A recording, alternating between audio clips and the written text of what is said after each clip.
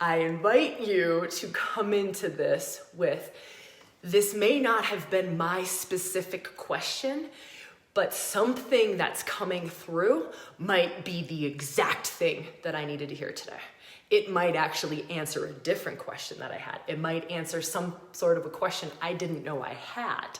It might open up something in me. It might be a transmission of sorts. It might shift a thing. It might do a thing. So if we can open our minds, open our hearts, open all of the different wisdom centers that we've started to work with together, that you've worked with over the years in other capacities, maybe with me, maybe other spaces, but coming in with that beginner's mind, with that open heart.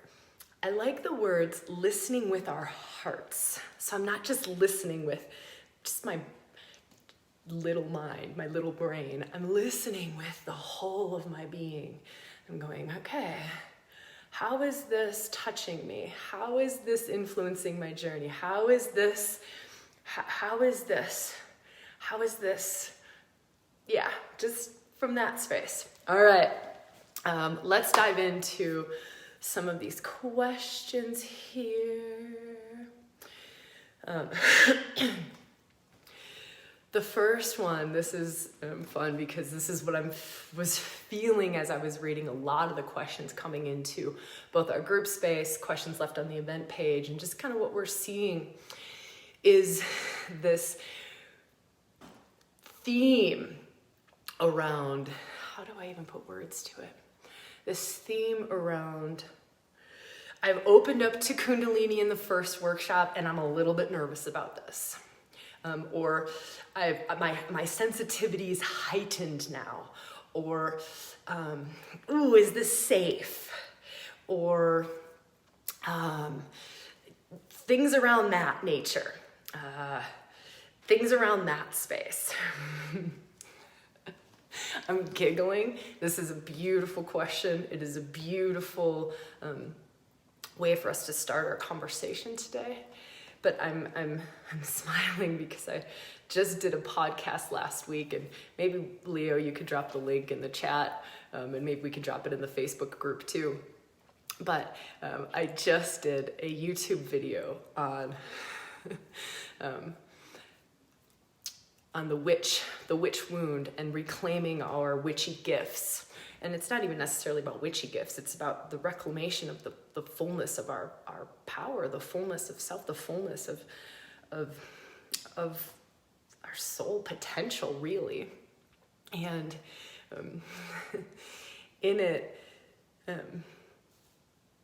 I won't go into what I go into there. I'll just offer that as an additional resource to what I'm going to share here. But if you're sitting with any questioning around, what is this? I'm trying to be gentle. Can you tell? Those of you who've been hanging out for a little while with me, you're like, what is she doing? I'm trying to be gentle because I know that there are so many women who are journeying with us for the first time, and like it's our first time hanging out. So I'm trying to just be a little bit more gentle, but I don't know that I'm gonna be able to hold it for long. What Shakti does, what the divine feminine does, is she obliterates your ego. Not obliterates it, she puts your ego in the back seat. So it is death to the ego. That is what the ego is facing in what it is that we're doing. She's concerned about your enlightenment. The work that we're doing, it is all for your enlightenment. It's all for your evolution. It's all for your waking up. She's asking you to wake up. She's asking you to become more conscious, to become more loving. That's all she's doing. It's literally all she's doing. That's it. That's it. However, there's an aspect of ourselves that does not identify as divine. There's an aspect of ourselves that identifies ourselves as separate to love, as separate to divinity, as separate to pure consciousness, as separate to awakeness. That aspect of ourselves, it likes being alive, right? It identifies itself as certain things. It identifies itself as, well, this is who I am. I am separate to, I am this, I am that. And we start to work with this extraordinarily powerful essence, which is wake up essence. It is wake up essence.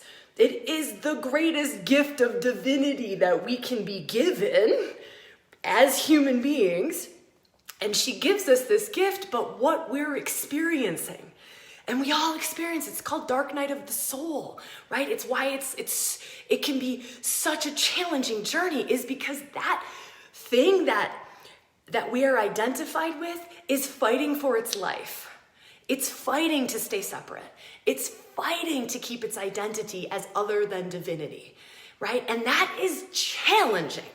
And it presents itself in many different ways. It presents itself through, oh, fuck, this can't be good, right? Oh my God, I'm hypersensitive now. Bah! It shows us lots and lots of things. We perceive, we all perceive life through glasses. We do, right? Your experiences in life have shaped how you perceive life. When I say absorbed conditioning, everyone just goes, I don't have absorbed conditioning. That sucks, right? But the ways that my mind was shaped and my thought patterns were shaped has a lot to do with my family belief systems, my family patterns, my societal beliefs. For instance, I grew up in America. I moved to Australia and I lived there for 10 years. I had the American beat out of me when I was in Australia. I didn't even know that I was so American. I did not even know that I was wearing blue-colored American glasses. Well, I should say red, white, and blue-colored American glasses, right? I could only see the world through red, white, and blue Americanness glasses. And then I'm in Australia and going, whoa. I had no idea that the way that I would perceive things is so red, white, and blue, so American. We all have that. I'm just kind of giving that as an example. We all have that. We all have it. All of us have it. We do. It's just innate in our humanness. Now imagine that you have these colored glasses on around waking up.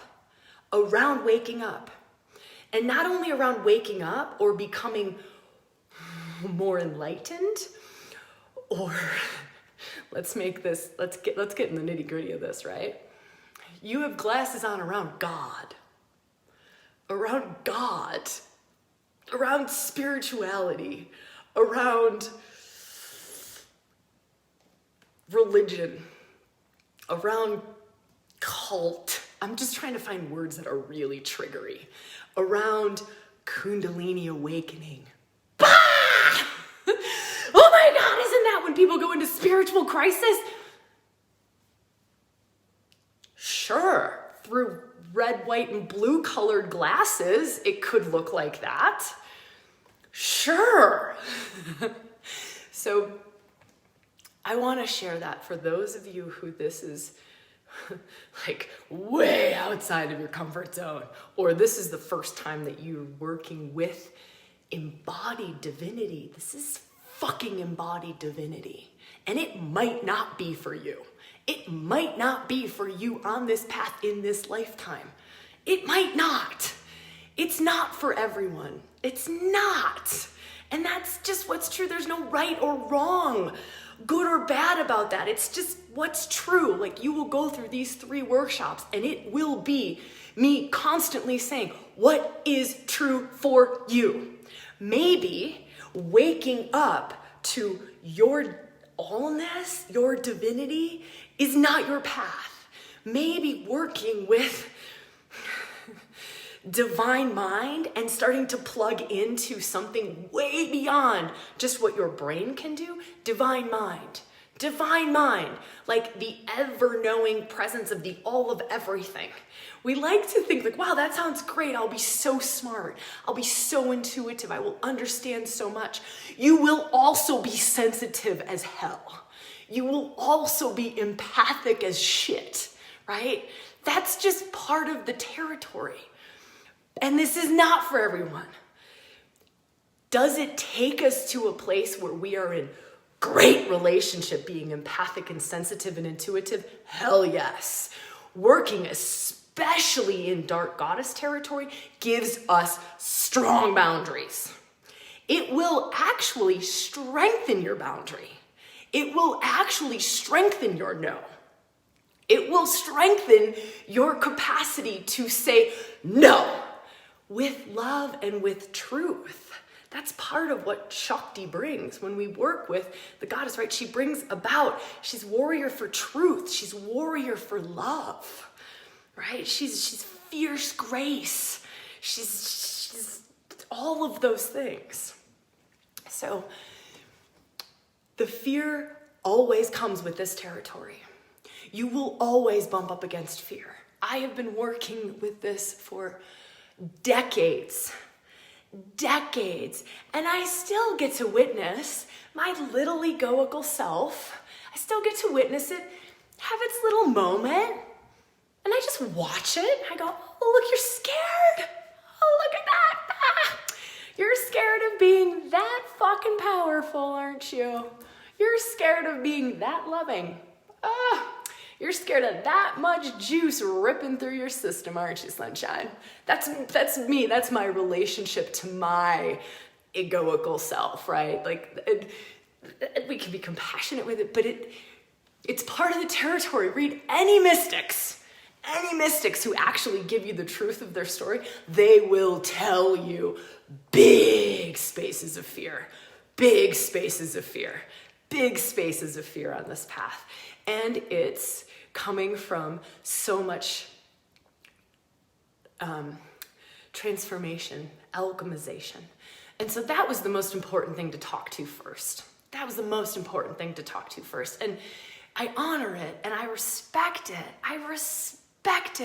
And I love it. And I get it. And just all that I can say about it is just keep going back to your deepest truth. Your deepest truth. This path does take courage, and it does take bravery. But just go to your truth. Is this true for me? Is working with divine feminine energy true? Is bringing God into my body true? Right? Like, we don't have to say God because we all, like, oh God, there's all sorts of stuff around that. But is bringing divine essence or waking up the divine essence in my body to the degree that is where I live from soul. I live from soul. I know. I walk through this world knowing, not just thinking it or having read it in a book that I'm a piece of the divine, but like the gnosis of it, the experience of it. I experience myself as a piece of the infinite all of everything. I experience myself as perfection. I experience myself as just pure love. I experience myself as just pure consciousness. I experience the world as so insanely perfect that it burns me. It burns me at how perfect this thing is. And it's not because I'm cognizing that, or I've read it in a book, or I'm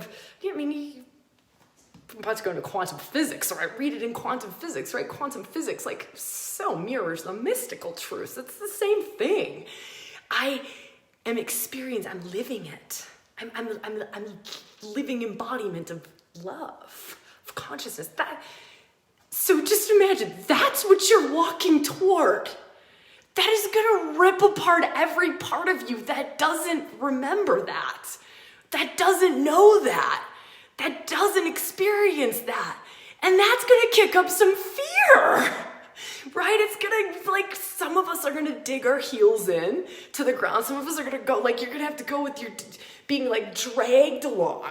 You know, it'll be like Shakti, the goddess, Medusa, Hygeia, or you can call it divine masculine, you can call it grace, God just dragging you. And you got your like claws dug into the earth, like, bah, I will go kicking and screaming, right? And I say this a lot. I'm going, but I'm not going without a fight. And so just feel that in your own, it's like, we're putting up a good fight. Putting up a good fight. The ego is putting up a good fight. It is. All right.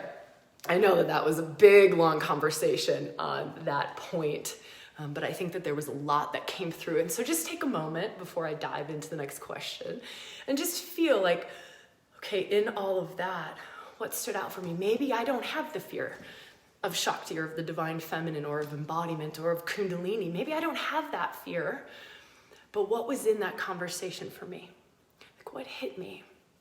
Maybe it's even to just like feel your body now and maybe there's an electricity or an excitement, or maybe it's deep in the fear. Maybe now you're like, well, I didn't have fear, but now I do. Thanks, Sabrina. And there's no right or wrong. There's just what's true. There's just what's true. That's it. So just take a moment. We'll take a breath. I'm going to pop over here quick and just see. I still don't have comments, by the way. Makes me sad. I want to connect with you all in that way. Okay. Oh, this is such a good one. You guys are bringing the juicy ones in. So first we go through like fear.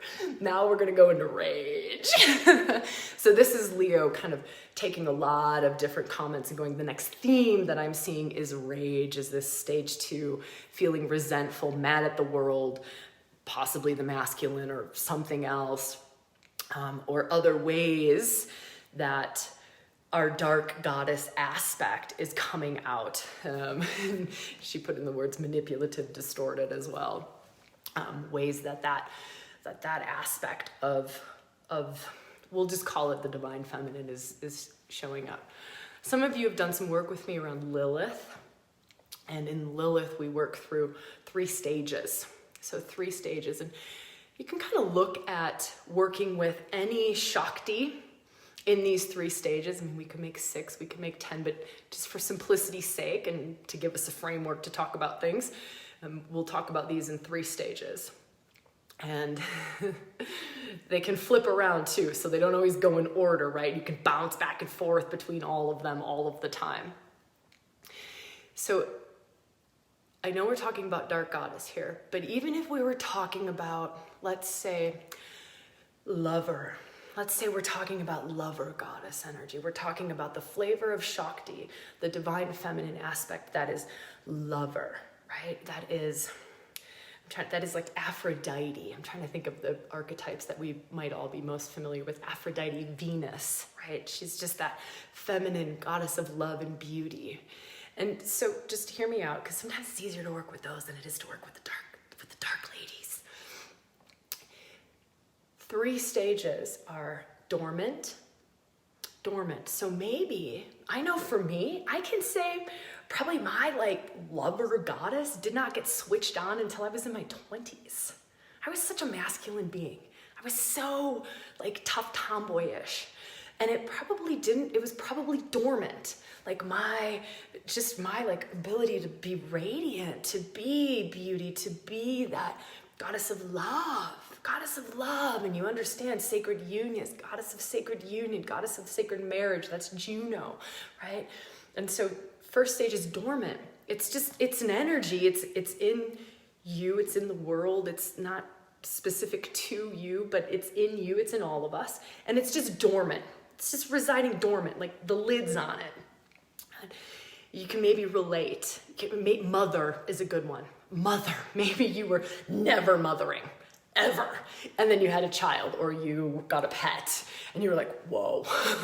Or you became a caretaker. You're like, oh, so the dormant mother in me has just switched on. So dormant is 1 stage. Second stage is, I don't have a better word for this. We started to use developing. I like that one. Dormant to developing. That seems nice, doesn't it? And we'll use that for mother and we'll use that for lover, developing. So you're in like this developing stage where that energy's open, right? Like let's just go back to Venus, Aphrodite, lover goddess. It's open. So, I'm starting to embrace my beauty. I'm starting to be comfortable to be a beautiful woman, a very feminine essenced woman in the world, right? I'm starting to, but I'm still developing. And then I move up to the third stage, and that's where we're working toward. And the third stage is like, I call it divine. I like to keep it to the D's for whatever reason. It's now, and you'll hear why this makes so much sense over here in Dark Goddess territory. It's now the divinized expression, right? It's now that flavor of goddess of beauty, so that feminine aspect of me that can be soft, that can be flowing, that can be sensitive, that can be feminine, right? That aspect of me is now connected to my heart, it's connected to my soul, it's connected to high truth, it's connected to grace, it's connected to spirit, it's really alive, it's really awake. I have a really good relationship with it, right? I'm not expressing that lover aspect of me in like manipulative ways, in egoical ways, in ways that come from fear or come from wanting to control in order to feel safe and secure. This is something typical in lover expression in developing stage, right? Developing stage. But when you get to divine stage, it's just like that pure energy runs through the whole of your body without attachment, without clinging, without wounds, without fears, without those parts, right? So that's just what we're working toward. We bounce in and out of all those stages, right? You'll go back into a space where just lover is totally dormant, right? You have become a nun for a good long while. And you're like, I have not felt sexual in forever. I have not felt lover in a long time, right? You've gone back into a dormant phase, and that's okay. There's nothing wrong. So just know, like it just all shifts around. But we work through things to get to the divinized place. So oftentimes there's derubbling that has to happen in the system in order for me to express it, let's say cleanly. It might not be the best way of saying that. It might not be a great word, but I can express it and it's heart aligned, it's soul aligned. I express it in a way that is just, it is like high love. It is high love. That's the way it flows through me. Right? It's a gift. It's a gift to everyone around me. I'm gifting my lover with it. I'm gifting me. Tiggs, I see a comment. Yeah, I see. Yeah, distortion feels. So that's the word. Let me shift over now. So remember I talked about those three stages: dormant, developing, divine. If we go into my original words for it, and the ones I like to use sometimes, especially when we go over here in Dark Goddess territory, dormant, so Hecate. Let's go Hecate, queen of the witches. Your capacity for like medicine woman mysteries, the capacity to, Hecate like brings us into natural rhythms, right? She brings us into the moon cycle. She brings us into like oracle. She brings us into visionary. She's a seer. She's the keeper of the crossroads. She can see past, present, and future, right? She's a divinizer. She can, tarot cards is her territory. Oracle card, that's all her territory. Midwifery is her territory. Blood mysteries is her territory. So you start to get into like witchy gifts and you start to really think like, what are, and you really start to feel that's Hecate territory. Now for many in our society, Hecate, that particular flavor, it's just a flavor of divine feminine. She's one of the flavors. She's an archetypal energy. She's a goddess energy. She's just a particular flavor of divine feminine. That's it. She's just a flavor. She's dormant in many. She's dormant. Just dormant. Just has not been awakened yet. So then you start to hear all these words that we use in the tradition of the feminine path of awakening, of an initiation into, of an activation, of a transmission. And it's almost like the Hecate in me sees, honors, loves the Hecate in you. It's kind of what we're doing. it's part of what we do in ReWilding. It's part of what we're doing in the challenge, right? Is the Hecate in me sees, honors, witnesses, loves the Hecate in you, right? And it's literally like, and we go into Kundalini, goddess of miraculous healing, right? We go here, the Kundalini, goddess of miraculous healing in me sees, honors, witnesses the Kundalini, goddess of miraculous healing in you, right? This is feminine mysteries. This is how the feminine gifts the feminine. This is what we have the capacity to do for each other, is we have the capacity to awaken each other to so much more. This is what I get to witness. This is right, like in an in-person women's space, retreat, workshop, circle, and you're doing embodiment practices and you get to witness. I have been in spaces where women who have like woken up to, I don't even know what kind of an essence, let's say seductress, but she's got divinized seductress, right? So she has this way of like seducing the world into serving the highest good of the all of everything, right? She's cleaned up seductress, which we all demonize as seductress. You must be bad and evil and wrong and manipulative. No.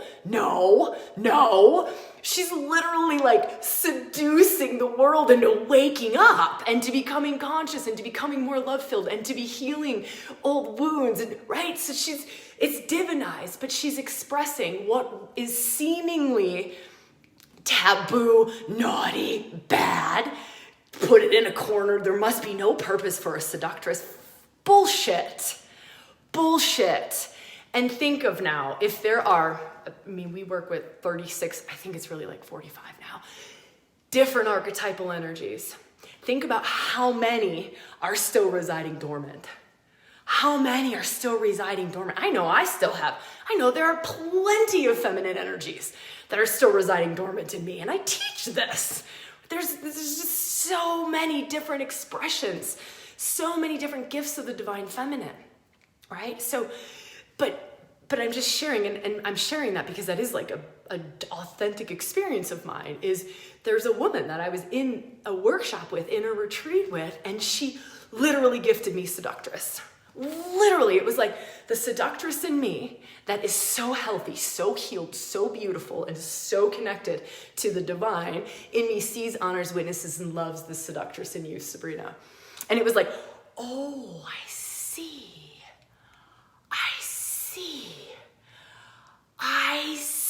Not only do I mentally cognize it, my body gets it. I get it. I know this in my bones. It was just like a coming home. Like, yes, I get it. So, dormant, it's just not awake. Hecate, Medusa, Hygeia, right? These different energies that we're going to work with. Dormant. Second stage, over here, we're now going to call it distorted. We're not going to call it developing, it's doing that, but we're going to call it distorted, right? And that's stage 2. That's what Leo was sharing over here before we get to divine expression, before we get to the divinized expression. Now, when we are in the more taboo areas of feminine gifting, there is more to work through, typically. We all have our own unique flavors, our own unique experiences, our own unique karmic backpack that we came in with, our own unique ancestral line that we're connected to, our own unique experiences in this life, our own unique woundings and all of those things. But if you think about the more seductress, great example, seductress versus mother. Okay, I don't know in our society, in our family systems, in our own selves, which one we judge more. But you might judge mother more. And again, that's why we're all so unique. You might judge, I'm starting to watch society have harsh judgment around mother, right? Harsh judgment around mother, devaluing of mother. Oh, I'm just a stay-at-home mom.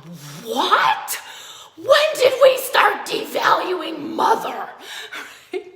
It's all of it though, right? It's all of it. But we all have our own unique lines and our own unique rubble and amount of rubble in each of the lines, right? So for some of us, we have a lot of rubble, and rubble is just like things clogging up the line, just things that have kept it dormant. They might have been family patterning, or your mom might have told you have to be a good girl. Society might have said a good girl. You have to be a good girl. Like no getting wild, no touching into your animal nature, right? No, we don't roll in the mud. No, you're a pretty girl. You're now a good pretty girl. You don't get to get witchy. No, that's not acceptable. No, definitely not seductress. No. You will be deemed a whore. You will be ostracized. You will lose love. It comes down to you will lose love. You will lose love. You will lose acceptance. And as children, love meant survival. Acceptance meant survival. So there's some intensity around this, and that's what we're working in. That's the territory we're working in. When we start to work with dark goddess territory, we run into more rubble in the line than we would typically run into when we're working with, I don't know. It's hard because we're all so unique, but like feminine warrior, at least in America, feminine warrior, like it's there's not a whole lot of judgment placed around feminine in some family systems. And again, I'm making broad, right? Like very broad brushstrokes here, and just really know that our own experiences are so unique. Like I can get a women circled together, and we're doing a 4-day retreat, and 3 women will have like the most amount of rubble around warrior. 4 women will have the most amount of rubble around mother. 5 women will have the most amount of rubble around dark goddess, right? But dark goddess territory, she literally takes you to the rubble. That's her job. That's why she's called dark goddess, because it's hidden. It's your hidden gifts. It's your hidden power. It's your hidden soul knowings. It's your hidden soul's longings. The ones that people have judged. The ones that have been ostracized. The ones that you were told as a little girl, if you express that, we won't love you and you might not survive, right? So you tucked them in a corner and you pushed them away. Whatever they are, we all have our own, or go beyond just being a little kid, past lives. Like you in workshop two. Anyways, in the challenge, at some point, we open up, if it feels right for you, open up to past life, karmic, like what you came in with, and what the ancestral line holds for you. So really honoring this territory and knowing that when we work in this territory, we will open up to things that we have stuffed down, things that we have denied ourselves to feel, things that we have numbed out to anesthetized. This is a lot of the stuff that sits in 1st, 2nd, and 3rd chakras. A lot resides in that territory. This is why a lot of traditions won't go anywhere near that shit, right? They won't go anywhere near that shit. They'll like bring the light down to the heart. Isn't that good? Let's just be all loving, right? Why do you think the priests like switched sexuality out of spirituality and money out of spirituality? That's 1st and 2nd chakra, baby, right? Like, they're like, well, we're not divinizing that shit. That's not how the feminine rolls. That's exactly where the dark goddess takes you. She goes, I'm taking you into money, sunshine. We're gonna clean that up, right? I'm taking you into your sexuality. We're gonna bring God into your sexuality. We're gonna bring God into your relationship with money. We're gonna divinize it. So we're gonna move it out of dormant, through distorted. This is where you do shadow work, right? You do all the releasing, all the cleaning out, all the letting go, however that looks for you. We do some of this in workshop 2. You probably hit some of that workshop 1, a little bit more in workshop 3, and then stage 3 is you come to a place where you can express some of these wild feminine energies so fucking cleanly, with absolute grace and absolute love. And can you imagine the gift that is? Can you imagine the gift that is, right? When you are expressing seductress so purely that all that is felt is love and truth and grace. That's it.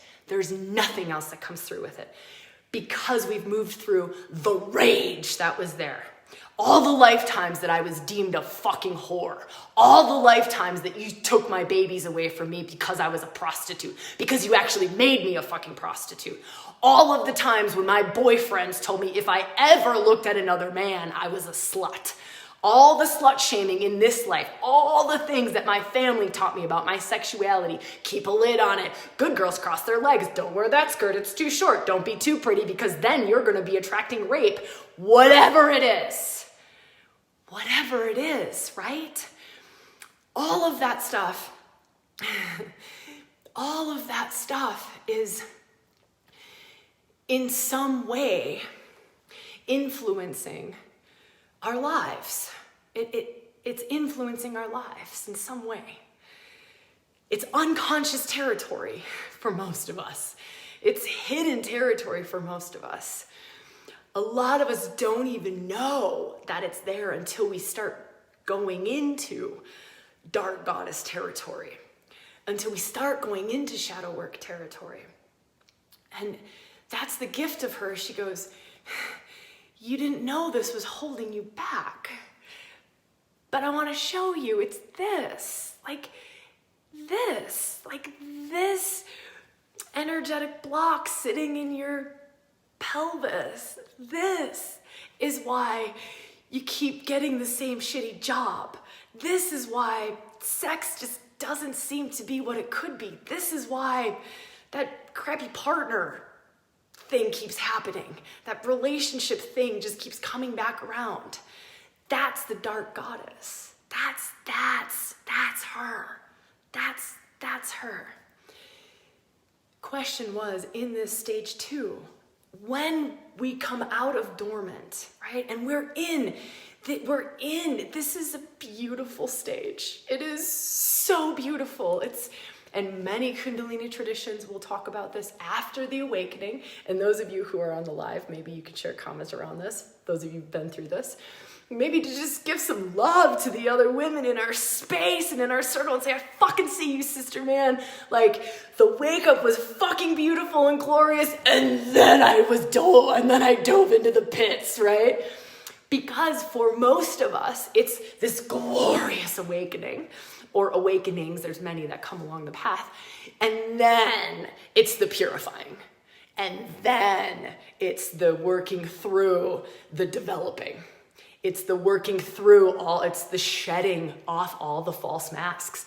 We have to shed off all of the absorbed conditioning, all of the family patterning, all of those like weird societal rules that we've played by that have limited ourselves.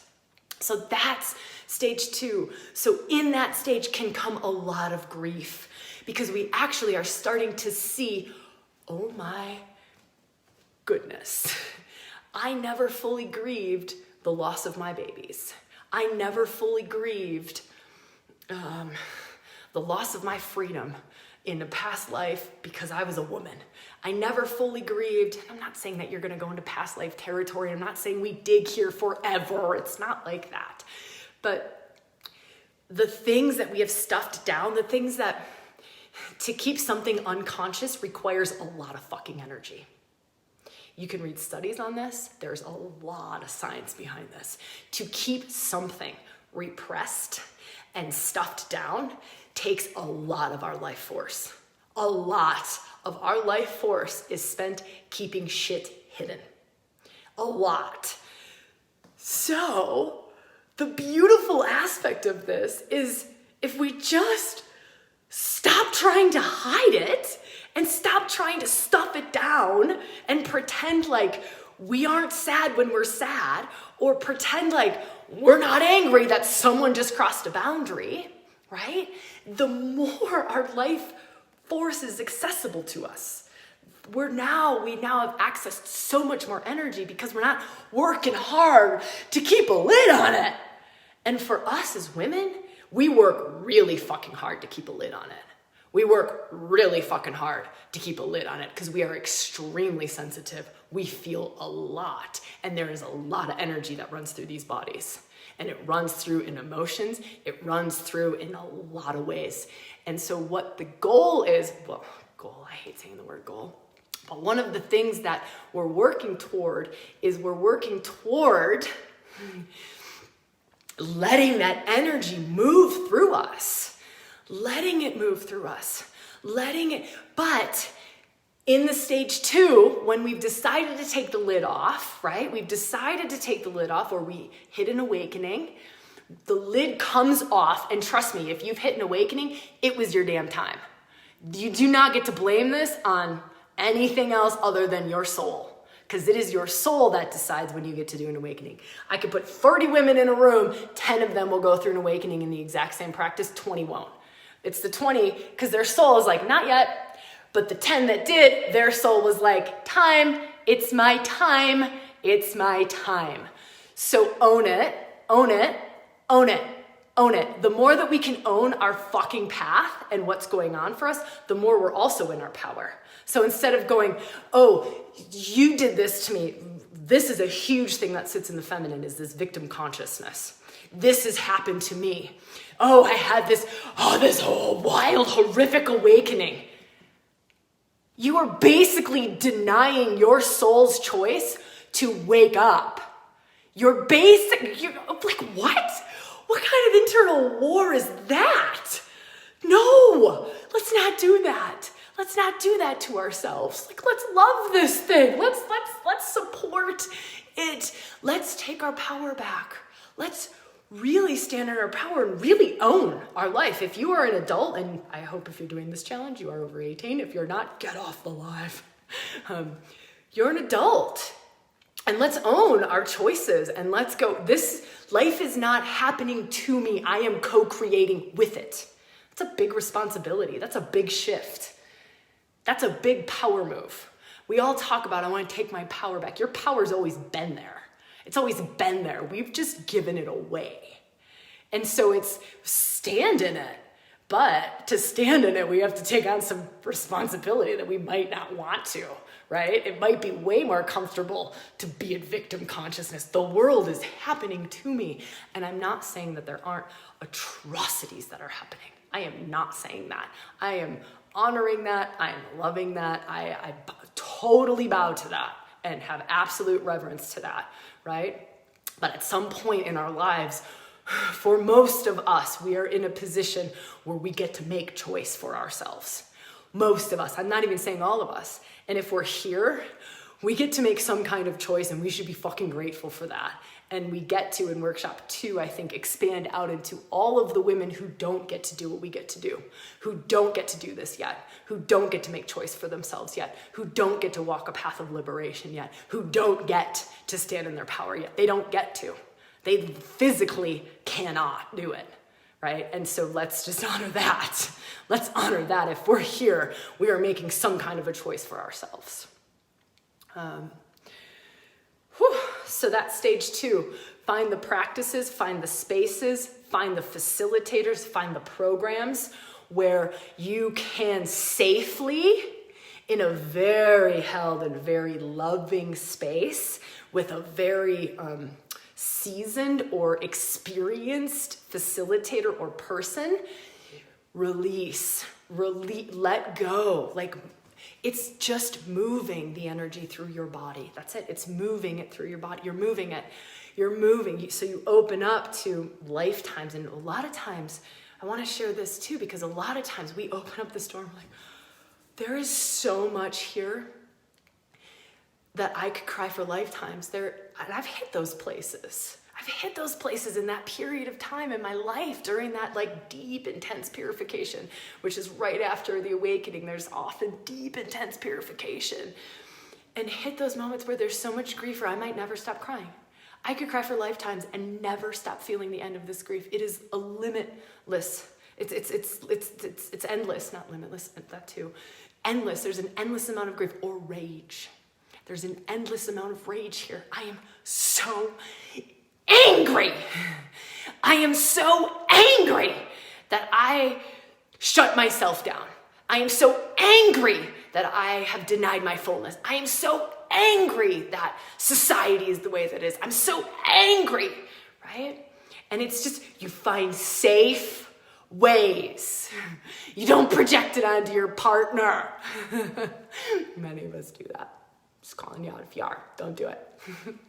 Find safe ways, safe spaces, safe ways to do that and to move through that, right? You can do that by holding yourself. So again, don't put this outside of yourself. Don't put this on someone else. Own your journey. What do you need? Own it. Own it. Own it. We need to own the journey, or we will never be the empowered women that we're talking about being. We will never ride. We will never step into our fullness until we own it. Until we own it. We have to own our journey. And so what do I need? I need to fucking roar. Well, find a space to roar in. Find it. You will find it. Seek and you will find, right? When the student is ready, the teacher will appear, the space will appear, the friend will appear, whatever will appear. Just own what you need. This is another thing that's difficult for the feminine, is to honor what she needs and to ask for what she needs, to give herself what she needs, to spend money on what she needs, right? It's always about other. It's typically, for many, many, many feminine-based beings, it's about other. Well, that's not valuable. I'm not valuable enough. I'm not worth that, right? We have a hard time speaking our needs. I need this. I need to just be heard for a minute. Like, to a friend, call up a friend, like, can I just talk for 20 minutes and can you just listen to me? Like, I don't need to be fixed. I don't need you to help me. I don't need any advice. Can you just let me verbal diarrhea for 20 minutes? If they say no, okay, I get it. Totally honor your no. Honor that that's not, call someone else, right? But let's own our path. Let's own it. What do you need? And so just right now in this moment for all of us, you might not be in that stage 2 with big things. And again, we bounce in and out. I know that sometimes we think, well, once I get to stage 3 with Lilith or Hecate or Medusa or the dark goddess, like I'm always divinely aligned. Bullshit. It's a spiral. It's a spiral. It's a spiral, right? It's a spiral. It's a spiral. Okay. Let me see. I know that we have. Okay. This is one that Leo just sent 2 minutes ago. So I know that this is like, okay, if there's one last one we go into, it's this one. And she's got like in all caps. Bring power healing from workshops into life. How do we harness the power that we've tapped into during workshop ceremony? How do we integrate this into our daily life? I love this question. One, it organically and innately happens because there's nowhere that this Shakti, the divine feminine, doesn't go. So when we start to embody it in our bodies, it innately ripples out into our lives. It innately ripples out into all layers of our lives and all layers of our being. So on one hand, just working with the divine feminine, she's going to show up in your life. She will, when you start working, if we were to do, a real deep dive into something, like for those of you who are going to do mystery school, we'll do real deep dives. And so you'll start to see, like Medusa, for instance, you'll start to see Medusa, like in your life. You'll see Medusa energy, like flooding your relationship and alchemizing things in your relationship. You'll see her like as you're filling out a job application and she's like, lies, this one isn't for you, move along, right? You'll see in very tangible physical ways. You'll see it in weather patterns. You'll see it in social media posts that show up, right? There's nowhere everything is totally all interconnected. And that's the goddess's playground, is life itself. So she's innately already everywhere and it's automatically gonna happen. Automatically gonna happen. What we can do to assist that is we can stop living 2 lives. This is my spiritual life. How many of us are guilty of this? Hands up. Put your hand up if you are. I was guilty of this for a very long time. This is my spiritual life over here, separate to my daily life. This is my practice where I do yoga. I'm saying it like that because that was literally me, right? And I'm roaring in the woods around a campfire with a bunch of naked women. Just going on a yoga retreat for the weekend. And then on Monday morning, I would be in my business suit. I mean, I just like let it rip over there, being like wild, full feminine in my like medicine woman gloriousness.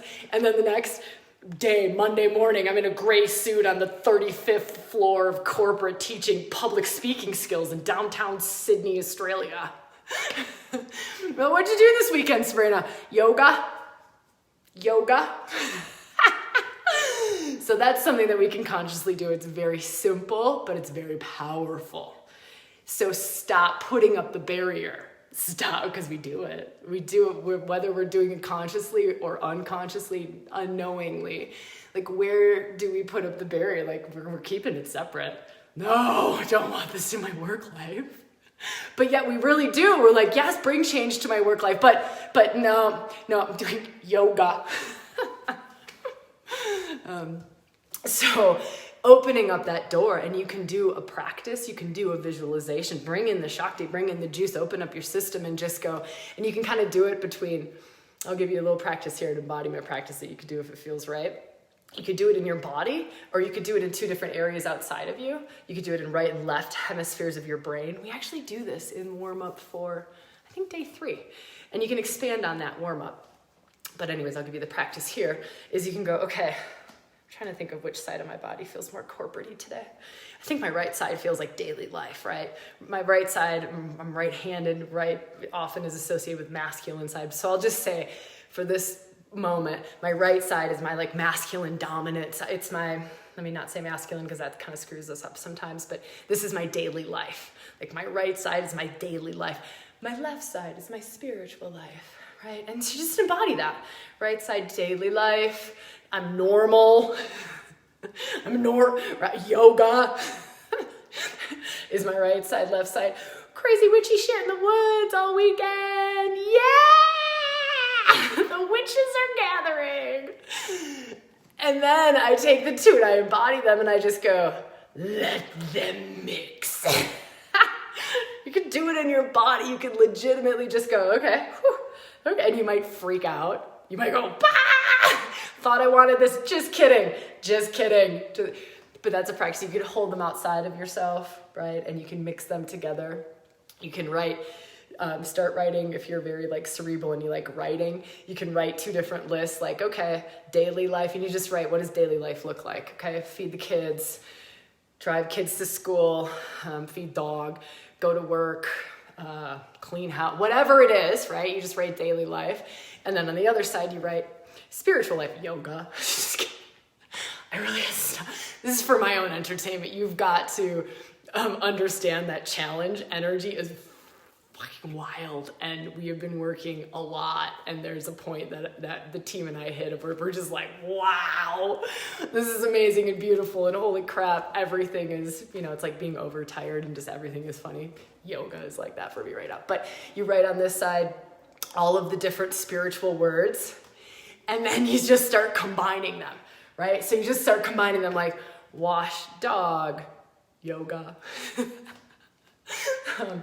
feed kids, do crazy witchy shit in the woods, right? Make love to partner, initiate partner by worshiping his cock, right? I mean, you just go wild with it. Rachel, I love you. Love the delirium. I think that's like a really great word for it. It's and if you can imagine, like I've been creating workshops, so we're in workshop space, also it's wild. We love launches. We love challenges like this. We love when there are over 11,000 people. Malia, actually, we'll post this in the Facebook group because I don't know the exact number, but we'll keep everyone up to date on the exact number of women going through the challenge. It's open until tomorrow, Halloween, which is the 31st of October at 5 p.m., I think. So we'll let you know the exact number. If there's anyone like last minute and you're like, bitch, get in here. No, that's delirium talking. No. If there's any woman in your life who you feel could really benefit from doing the challenge, she's welcome to join up until tomorrow, and we'll get you those numbers. Also, Mystery School is open. You'll find more details about that, and yeah, there's tons of details about that, but just wholehearted, doors are open. We're doing it. We're doing it. We're diving in and we're going big. And so if you're like, wow, I don't know a space to go deep. I don't know a space to be held. I don't know how to do more of these practices. I don't know how to deepen into the feminine mysteries. That's on offer. That's on offer. And that's just, again, just what's true for you. Just what feels true for you, and just following that. All right. Oh my gosh, women, this was very unexpected for it to go like this. We might do another Q&A after workshop access period, so I don't want to take up too much time while you're working on getting through the challenge. So we might do one after Tuesday where you've got access to all the challenge material until Tuesday. So I'm just going to feel and see where we're at next week and how things are feeling. So if that feels right, we'll definitely do another live like this and dive into more questions. Questions can be different now that kind of the big ones, the heavy hitters are out of the way, and you'll be through the challenge. So also know, I'm going to leave you on this note, you're in the cooker. You're in the cooker, right? If you've gone through workshop 1 or if you haven't started yet, even if you haven't started yet, you're in the cauldron. You're in the cooker. It's a whole process, right? You literally walk in, we deepen, first we do a huge awakening, then we deepen and we dive in, and then we come back out, right? We do this beautiful thing in workshop 3, which is the rise. You do not want to miss that. But really just honor, you're in the cooker. You're in the process of it. It's working your system. There's a lot coming up. There's a lot stirring up. Also know that the mind can't go where the soul goes. The mind will never comprehend what you're doing. It can't. These little brains, they can't comprehend it. And so just know that it's doing the best that it can. Love the little guy, right? Like it's doing the best that it can to understand what's going on, but know that that's not the fullness of the truth of everything, because it can't grasp it. There's stuff happening in the subtle realm, stuff happening in your chakras, in your energetic system, in your central channel that it can't comprehend. It can't comprehend. It's too subtle for it. That could shift, right? We start to become more and more conscious of the subtle, more and more conscious of those more energetic realms, of those more spiritual-based realms. It's funny, my eyes flicker. More delirium. Okay, wow. Enjoy the journey. Just so grateful that we get to do this together, that you're all here, that we're co-creating this together, really and truly. You'll hear me say this in workshop 3. I wouldn't get to do this without you. I wouldn't, and this is like my truth. This is my truth. So this is a gift for me to be able to do this with you all, to be here with you is a gift to me. So thank you, woman. Oh my gosh, just sending you huge love for the journey. Love you all so much.